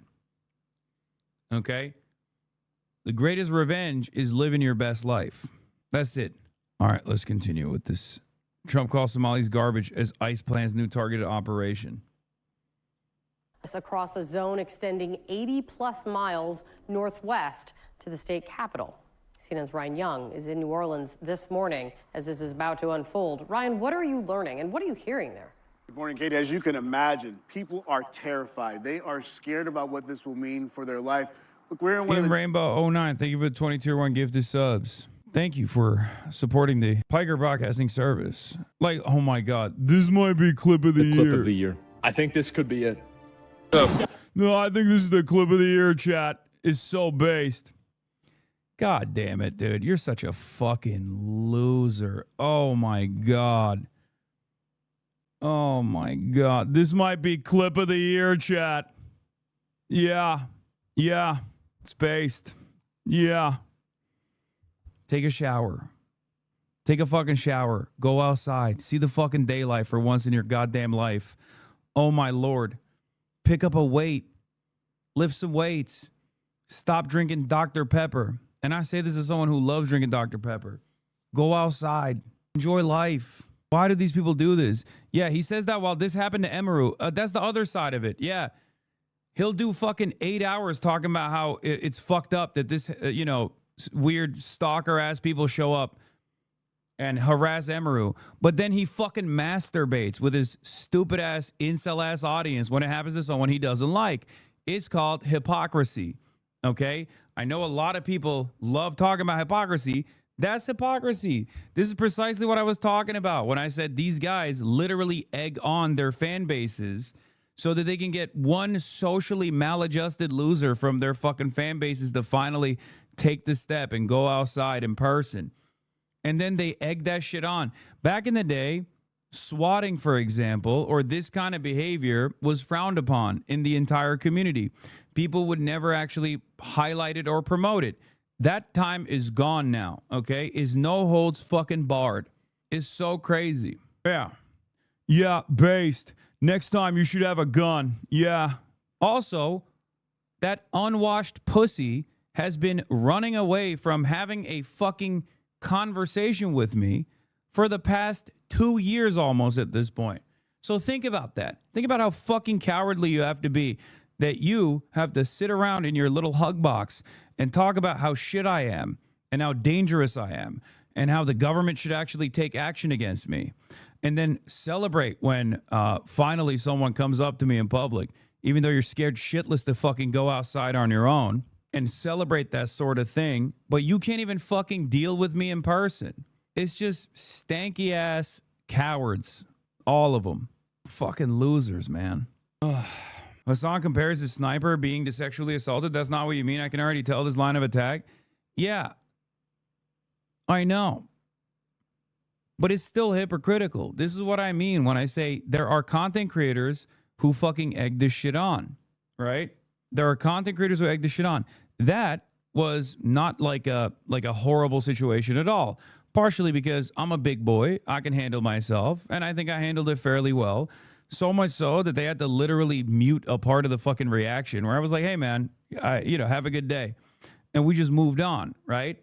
But what do you think is going to happen next time when you are celebrating that sort of stuff? What if next time the guy actually doesn't just have like a Kaya photo, but instead actually has a gun, has a knife, does something more fucked up? What if some people have already done something like this? What if some people have already stalked someone like myself and maybe I haven't talked about it publicly? What if people have already stalked my physical location and tried to assault me and people around me? Do you feel like it's a good thing that you keep celebrating this? I guess you'll make more content if the next time someone does something such as that, and they actually have a gun or a knife or something like that, and I experience bodily harm, you'll turn around and go, "Oh, how could this have happened?" You don't know. You don't know. Just because I don't talk about every single thing that I do off camera doesn't mean that you should let go of your principles and entertain this kind of thing. Anyway, really fucking stupid. It is truly a stupid thing for someone like Asmongold to entertain this kind of stuff. It is. It's a very, very stupid thing for him to do. Because not only could something far more consequential happen to me after he has egged it on and cheered it on without saying, "Hey, I think it's really fucked up. If you're like a hater of a content creator, you probably shouldn't approach them in public like that." Instead of saying that, which would be the normal thing to do, you celebrate it. What happens when someone comes up to me and actually has an interest in engaging me with, engaging me in a more physical way? What if that's already happened? What if that's already happened? Just because I haven't talked about it doesn't mean it hasn't happened. What if that's already happened? What if it happens to you? Content creators know that other content creators' addresses are fairly easy to find online, whether it be my address or whether it be Asmongold's address. Content creators also know that other content creators are constantly having to deal with this kind of stuff behind closed doors. There's a reason why content creators don't talk about this kind of stuff in order not to egg it on. What happens when this happens to you the next time you're going through a fucking drive-through at Wendy's? Let me tell you, I won't respond in the same way that you're responding here. Okay? You don't even have to go outside, by the way. You know he ain't leaving his house. It doesn't matter. It's just crazy. Like, all sense of normalcy is completely dropped. He's one of the largest content creators on this platform. And he's over here celebrating a fucking random ass hater showing up and stream sniping. Do we really want to do that? Is that really the game we're playing nowadays? Is that really what the standards have become? Are you that stupid and that short-sighted that you don't realize that this could genuinely harm you? I'm a public personality, and so are you, Asmongold. Your house mold is not going to stop someone from trying to do the same thing that they do to me that you egg on with your fucking community. I know for a fact that people already do that to you as well. So you know better than most other people not to entertain this shit. And yet you do. Because in that moment, you feel big. You feel, yeah, I gotta say this. I gotta say this to my audience. I gotta say that it's actually based and it's awesome. It's so strange. What you see in terms of harassment, as I've talked about with the Emaru situation, for example, is the tip of the iceberg. There's an unspoken rule among content creators in general where we don't talk about this sort of stuff. We don't highlight this sort of stuff, and we instantly criticize this sort of stuff because we all know what goes around comes around, and there's not a lot of protection against this sort of psychotic behavior. Okay? And I know for a fucking fact that Asmongold has to deal with that shit in his day-to-day experience as well. He just doesn't talk about it. Neither do I. But the difference between myself and Asmongold is that if someone were to approach Asmongold like that, I wouldn't be celebrating it. Okay? Yeah, he can farm this all day, every day. But if he hears my words, I think he'll understand man to man. You can farm this shit, but what goes around comes around, Asmongold. And before people say, oh, he doesn't go outside, it doesn't matter. Content creators know that it's not just about going outside. Asmongold personally knows it's not just about going outside. Just as I personally know it's not just about going outside. When there's a will, there's a way. When you're in the same fucking spot, day in, day out, live streaming, people can figure out exactly where you live, just like they know where Asmongold lives and just like they know where I live. So don't fucking talk like that. Okay? It's not just about stream snipers, you fucking moron. It's what you consider to be permissible, what you are leaning into with your audience. Inevitably, people are going to do more of the stuff that I know you've experienced already. Stop tapping the fucking glass before it taps back at you in a way where you can't deal with it any longer. This is the reality. This is what I fucking despise about Ethan Klein and Destiny and Asmongold and Dan Saltman, whose addresses are all readily available in the same exact websites and platforms that they rely on, that their fan bases go to find my address, to harass me. Okay? These guys are equal opportunity autists. They're equal opportunity cyberstalkers. You're playing a very fucking dangerous game when you lean into this shit. This is one big crash out. Just saying, if you want to see this as a crash out, go ahead. See it as a fucking crash out. I don't think it's a crash out. This is just factually accurate information. Maybe framing this as a crash out makes you feel better about not even yourself, but about the feelings of your favorite content creator. As long as you just go, oh, he's crashing out actually, then you can spare the feelings of your favorite content creator, which is so pathetic, by the way. It's a pathetic way to exist. What I've said so far is no different than my commentary after Emeru was sexually assaulted at TwitchCon, at the meet and greet. I said the exact same things then as I'm saying now, leaning into and promoting and celebrating random people showing up as stream snipers on streams of other content creators you don't like. That's creating a dangerous environment for you too. You think you're farming this shit right now, but I know for a fucking fact you're dealing with it on the back end. You're dealing with it in your day-to-day life. I know for a fucking fact that you're dealing with it because every content creator deals with this shit. Why the fuck do you think you'll be spared?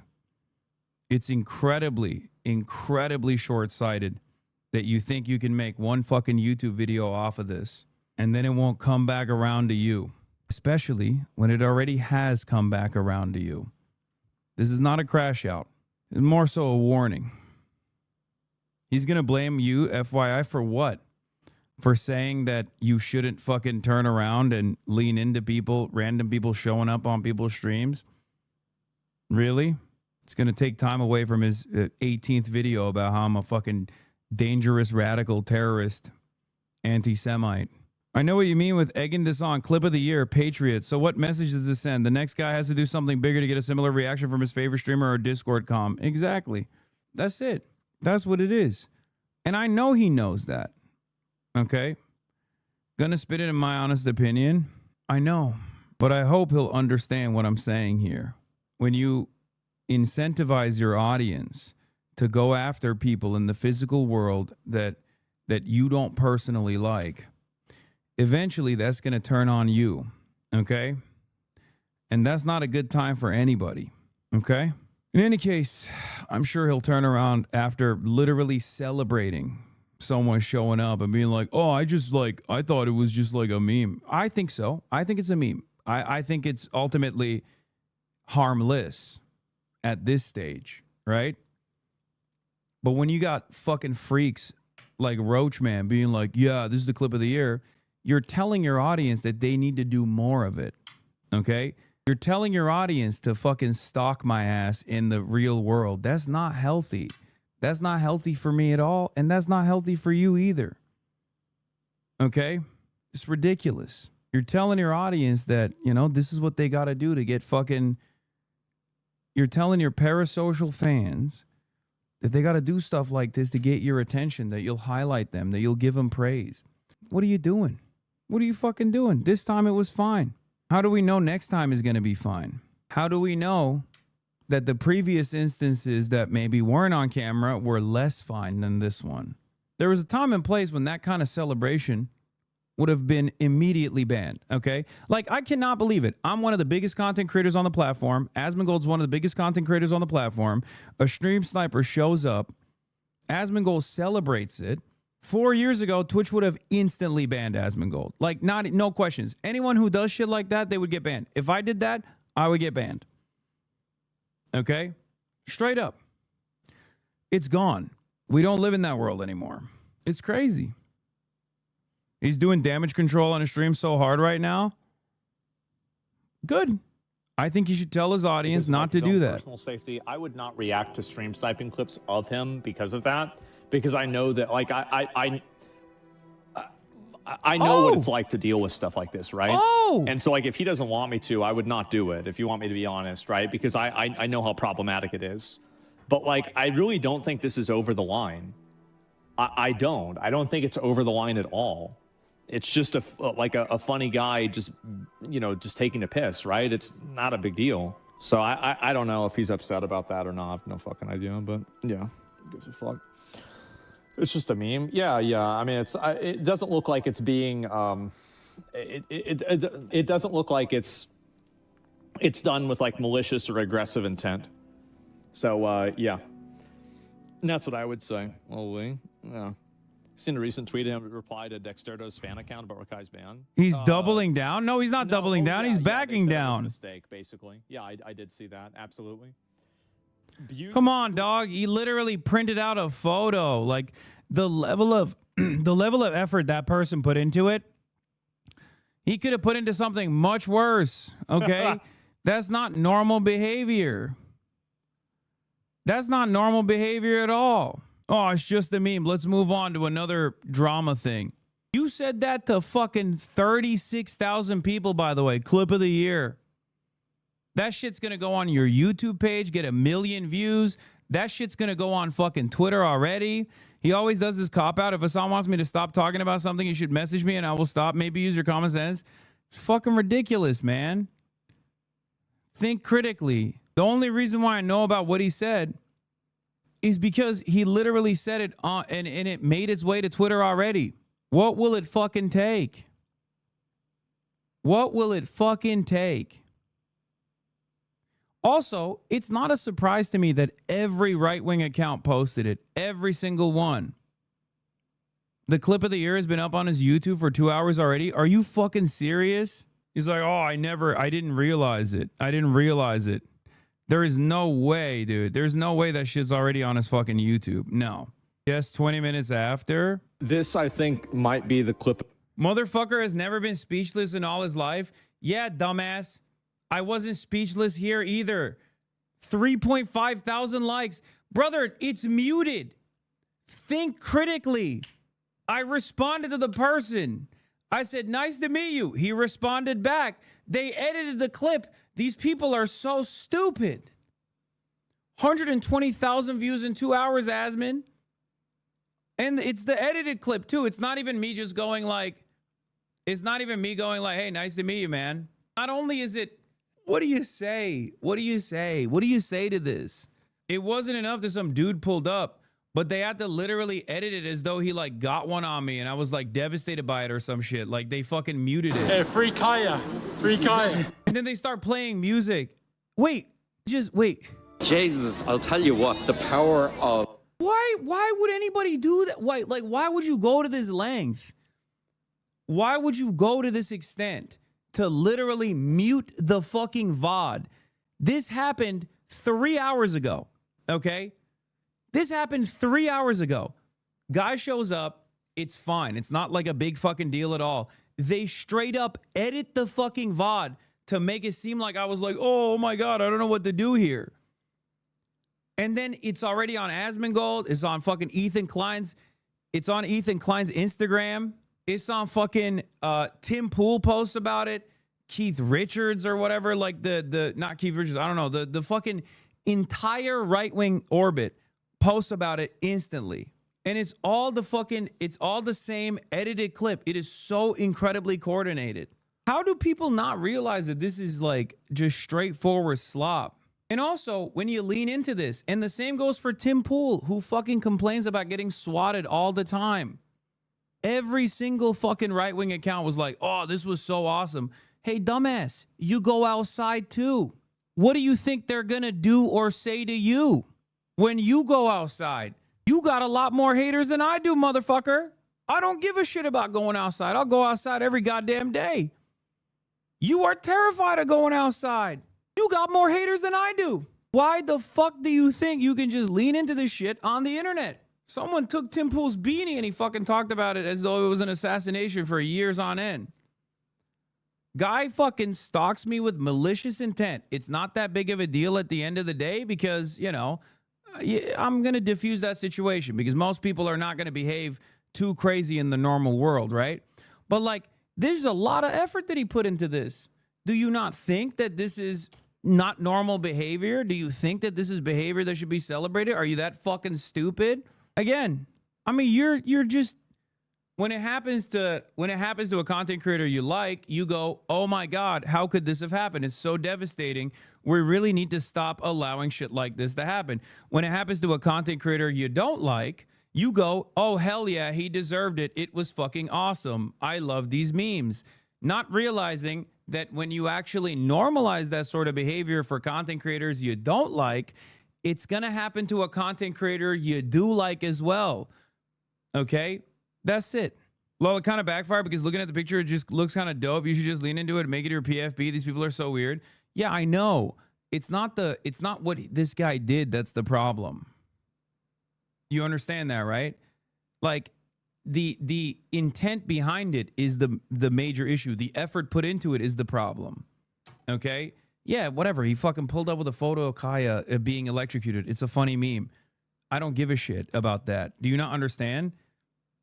It's the fact that someone took that level of initiative and effort to find where I'm at when I'm obviously like unafraid to put my location out there to do that. A person that does that gets this level of immediate praise and celebration is going to create copycats. Content creators know that it's going to create copycats. And not only will it create copycats, it will create more dangerous copycats where people will constantly try to push the envelope. They will try to do something more impactful because this doesn't work, right? This is just regular harassment. It didn't work. It didn't like get a rise out of me or whatever. So next time they're going to do something different. Where will it end? Okay? That's the question. That's the issue. These people act as though I fucking incite violence, right? I'm inciting violence. This is directly an incitement for more violence, and it's also directly incitement for more violence that will come back to you inevitably as well. It's a really, really, really shitty thing to do if you're a content creator, and it's also very short-sighted for you to do as a content creator.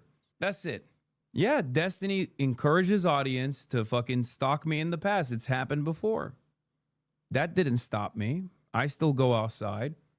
Remember the I'm shaking guy at the DNC? The guy that came up to me at the DNC and was like, Destiny made you. It was like a fucking brief moment. It was a brief interaction. It didn't matter. Destiny literally retweeted the guy, celebrated his behavior in his community. And then that same Destiny also said someone should fucking kill me in the streets. Who's actually inciting violence now? I'm not saying that about Destiny or anyone for that matter. That one was cringe. What, you think this is not cringe? This is also cringe, but it doesn't matter. My point is, of course, this is cringe too. I mean, he fucking wore a mask like he was uncomfortable about what he was doing. It didn't actually get the intended outcome that he was looking for. Like, this is also great. It's very cringe to seek out someone that you despise with like that level of forethought. Okay. It's a very cringe thing to do. I'm never going to do that. You know, I don't think a healthy person does that. I mean, he literally went to like whatever the Irish equivalent of FedEx Kinko's is to go and get this printout. You know, that's a lot of fucking forethought put into this thing. It's a very cringe thing to do. It's a very creepy thing to do in general. Masking is good behavior. COVID still exists. You have to be the dumbest person on the planet, right? Like, you think this person is COVID conscious? You think that's why he's wearing a mask? What's the left tendency here? I swear to God, you could watch a fucking dude walk into a school with an AR-15 and kill a bunch of children, and I'd be like, oh, he's wearing a COVID mask to protect his identity, and you'd turn around and be like, actually, he's COVID conscious. Have you thought about the fact that he doesn't want to fucking spread disease? Yeah, what if the school shooter has long COVID? Are you okay? Are you fucking brain dead? No, that person wasn't joking. That's definitely a COVID conscious person.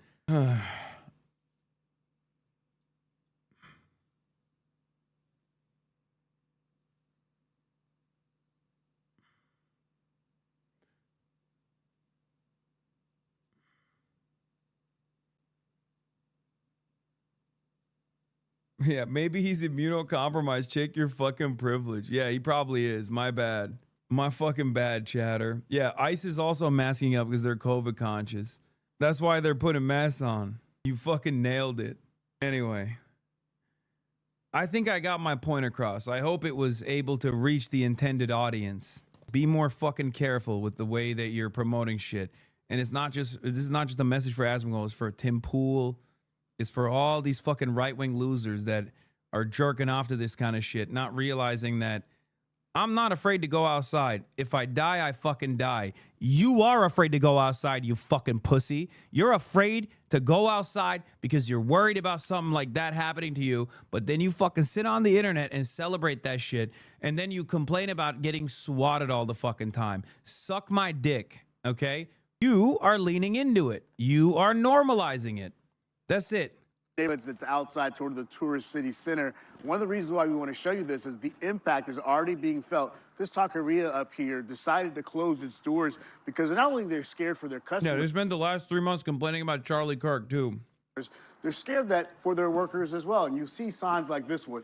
Everyone is welcome here except ICE. And then you see this right here. Do not have consent to enter this business unless they have a valid judicial warrant. So you see these signs from the community already out here. We'll show you this protest that we shot the other night. People making their voices heard throughout this city. They are concerned about the actions that could take place in the next 24 hours or so. On top of that, what they also have been telling people is almost treat this like COVID. Instead of going out for your day-to-day necessities, stay inside, shelter in place. The hope here is that they feel like they might be able to sort of outlast the actions here by Border Patrol. No one knows exactly where they're going to be over the first 24 hours, and that's something that has a lot of people concerned. We even talked to the mayor-elect, someone who hasn't taken office yet, about the actions that could be taking place in this great American city. What they're seeing on TV and reports that they're seeing is not that Border Patrol is going after the most violent criminals. You know, that's not what they're seeing. What they're seeing is what appears to be racial profiling of brown people, and then going after these individuals and treating them like they are these significantly violent offenders. Something to mention here, the mayor-elect hasn't taken office yet. That doesn't happen until January. She's the first Hispanic mayor in the city's history. But something that other folks are talking about, especially in the crime space, is the fact that people here in this state can carry guns. You don't have to have a license to carry concealed weapons here in this state. And they're concerned if somebody jumps out with a mask, could they be responded to with someone shooting because they were in fear of their life? So there's a conversation about keeping everyone safe, not only the Border Patrol agents, but obviously the people in these neighborhoods. You look at the crime numbers year to date, the numbers are actually down in terms of total crime and murders in the city of New Orleans. They feel like they have some positive motion when it comes to cracking down on crime. They are scared that this action will actually have some communities actually not calling 911. It's something that we'll see playing out over the next few days. We'll be here on the ground to check it all out. Kate? Yeah, positive momentum on bringing down those crime statistics is also a theme amongst the cities that we've seen. Yeah, just like in Chicago. Immigration officers in Chicago to detain and deport violent offenders that DHS said were released from jails because of sanctuary policies. The agency said it arrested more than 4,000 people, but only about 120 of those have a criminal record. Wow. Incredible crime prevention. Thank you, sir. These operations are already taking place. Ryan Young on the ground there for us. Thank you so much. Breaking this morning, the Department of Homeland Security revealed it has now launched a new immigration crackdown in New Orleans. Federal authorities previously said they aim to arrest up to 5,000 people there. With us now is Tricia McLaughlin, Homeland Security Assistant Secretary for Public Affairs. Tricia, great to see you this morning. What are the contours of this operation in New Orleans? What will it look like? John, thank you so much for having me. So Catalina Crunch, which we are launching today down in New Orleans, we're first and foremost really focusing on those worst of the worst criminals, those criminals who have previously been locked up by local authorities. But then because New Orleans functions as a sanctuary city, those individuals were not released to ICE. They were instead released back onto New Orleans streets. So we're talking about child pedophiles who are on our list of targets, burglars, gang members, rapists, those individuals. Child pedophiles as opposed to other kinds of pedophiles. Also, what if I were to... I know the numbers don't actually match up with this reality that I'm presenting, but what if it did? What is a child pedophile? Like a minor having an age-appropriate relationship with another minor? Like, what does that mean? Are there pedophiles that are not into children? Like, is she making actually it's a phobophilia argument? Like, what the fuck does that mean? She said, oh, the child, we gotta apprehend these child pedophiles. Guys, we're not going after adults that are pedophiles because the president is one. We're going after children that are pedophiles. Yeah, we have to arrest children for having age-appropriate relationships because someone needs to be arrested. We have to tackle the dating market for our big, beautiful president. Our big, beautiful pedophile president is having a hard time in the dating marketplace of children. So we have to arrest the children that are having age-appropriate relationships so that there isn't any children to go on these dates, so that my big, beautiful pedophile president can go on better dates and have better success with the children he's trying to fuck. Is that what we're doing at the Department of Homeland Security? Tricia McLaughlin? What a fucking insane thing, by the way. None of it is true. Yeah, the child pedophiles are hogging up the adult pedophilia market. They're really fucking up the bag for adult pedophiles out here. Highly targeting, and we will continue whether it be 5,000 arrests or beyond. So the president yesterday spoke extensively about his feelings about security and immigration and asylum in different parts of the country. He said he does not want people from Somalia here. He called them garbage. The Wall Street Journal estimates there are some 40,000 people from Somalia, born in Somalia, living in Minnesota right now. How many of them, how many of the 40,000 people born in Somalia living in Minnesota do you consider to be garbage? John, we're really looking at the data, the analysis here. Yeah, John, approximately about 78 to 83% of Somalis in Minneapolis are garbage, according to our current estimates. And the remainder, that is around 17%, are actually very fine people.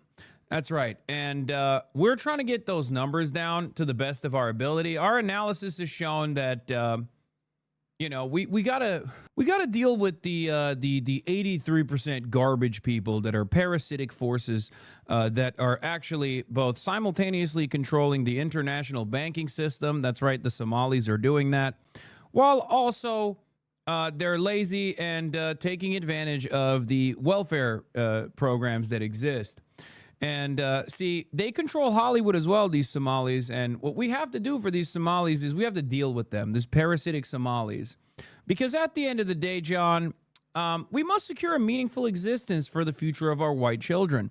I know I added a 15th word onto that instead of using the traditional 14 word, because sometimes I like to add an extra word, you know, to really confuse the onlookers. Okay? I mean, that's what this argument is. Like, what do you mean? There's just some of them are garbage people. Like, that's what we're doing now? At least Trump won. They would say stuff like, oh, he didn't mean it. Now they're like, yeah, he meant it. They are garbage. The fuck are we doing? Yeah, she said facts over feelings, actually. Somalis are human garbage. Wow, thank you for the facts. Kind of feels like that's your feeling, you fucking asshole. Particularly out of Minneapolis and other parts of the country where we're seeing Somalia, there's widespread fraud, particularly marriage fraud when it comes to immigration.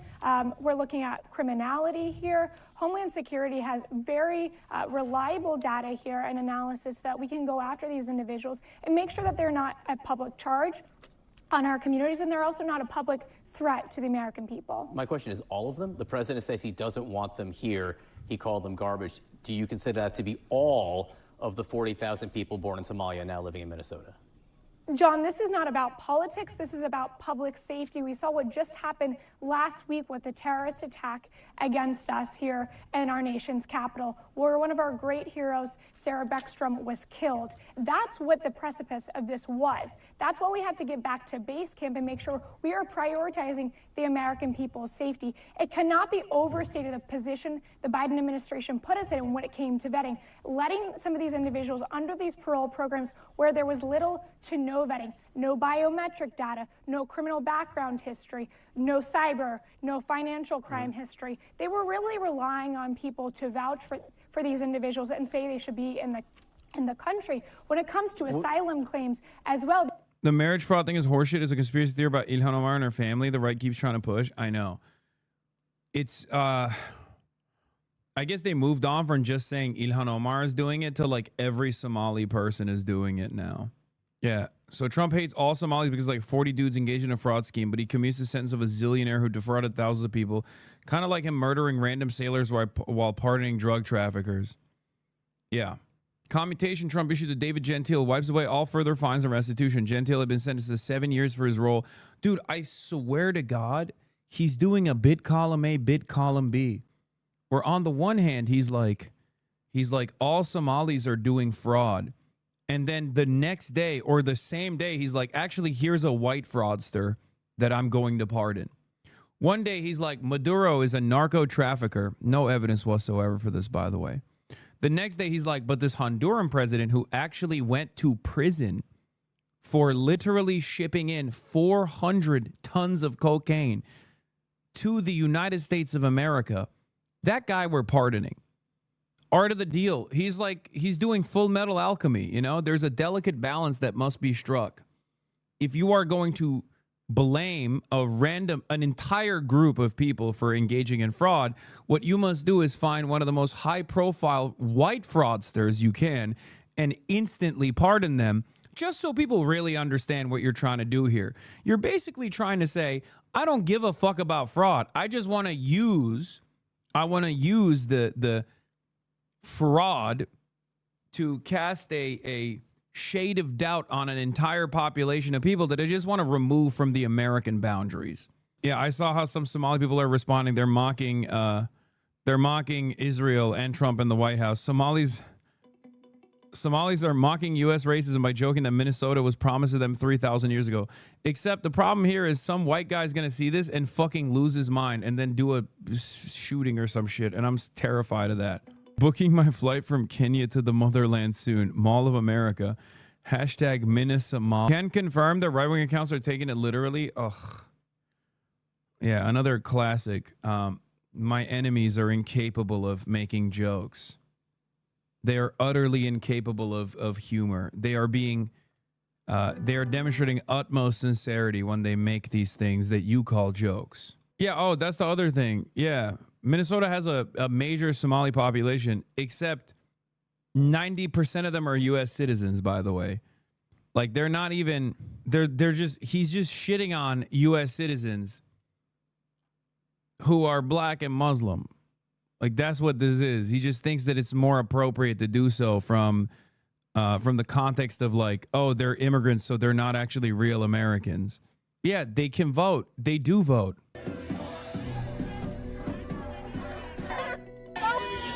Yeah, that's the other side of the story is like it's kind of difficult to be an undocumented migrant coming into the United States of America all the way from Somalia. So when I say 90% are American citizens, that means the remaining 10%, like the overwhelming majority of that remaining 10%, if not all of them, are also on either temporary protected status or have the proper paperwork and clearance to be on U.S. soil. Just so you understand, it's not like it's just not. It's not the same as that trek all the way from Guatemala or Mexico or whatever. He's just shitting on people who are legally here by claiming that they're illegal. I wonder why he thinks they are illegal. I wonder why so many white Americans also happen to believe that they are illegal. They're American citizens. I wonder why. I wonder why they think it's illegal. Anyway, look at this fucking idiot. American Papa Bear. This has to be one of the most ridiculous takes I've ever heard. This is literally just flat out lies. He said that Minnesota was promised to Somalians 3,000 years ago and that the book of Genesis says that you must honor Somalians. This must be one of those 70 IQ people that we've heard about. Yeah, he's 70 IQ, not you, you fucking moron. Because you can't tell when someone is very clearly making a joke. Yo, Minnesota was promised to us Somalis 3,000 years ago. And if you disagree, you're an anti-Cushite bigot, and you need help immediately. Also, if you read Genesis 12:3, it says that those who bless Somalis will be blessed, and those who try to harm them will bring harm upon themselves. I didn't say that. Genesis 12:3. Just saying. Check account location, probably America. This one is so dumb that I assume this is an American. Yep, called it. Yeah, this one is too stupid to be one of those like. This one is too stupid to be an account from India. Okay, that's one of our own. I can smell a homegrown moron like this. Because the Indian accounts know exactly what this is referencing because they're also referencing it on their alt account that is acting as though they're from Israel, okay?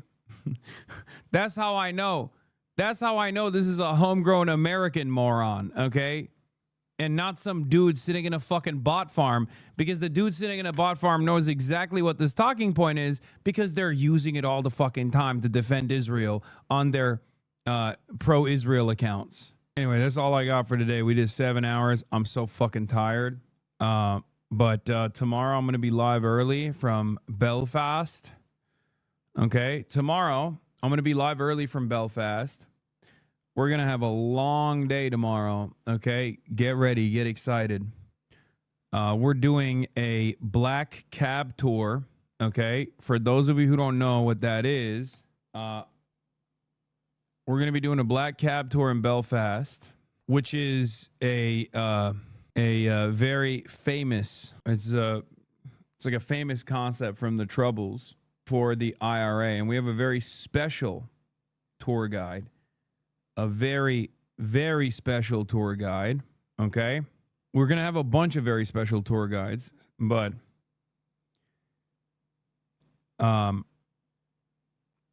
I do need to go to bed because we have to wake up early. But we'll go to the Peace Wall. Okay. But Billy Hanna, Mohara's dad, is going to be driving us around, giving us a midday black cab tour of the paramilitary history of Belfast. Okay. And then later in the day, I will have a desktop stream time as well after that, where I'll go through some news and stuff like that. And then at night, we'll be going out. At night, we're going to be going out with the boys, with the Kneecap Boys in Belfast, and drink a bunch of proper pints with the lads. Okay? I will be live tomorrow at 2 p.m. local time, which I believe is like 6 a.m. Pacific, and 9 a.m. Eastern time. Is Belfast far from Dublin? Not that far. But that is all I got for today, and get excited for tomorrow. Love you all, and I'm going to bed. Damn, this guy's good.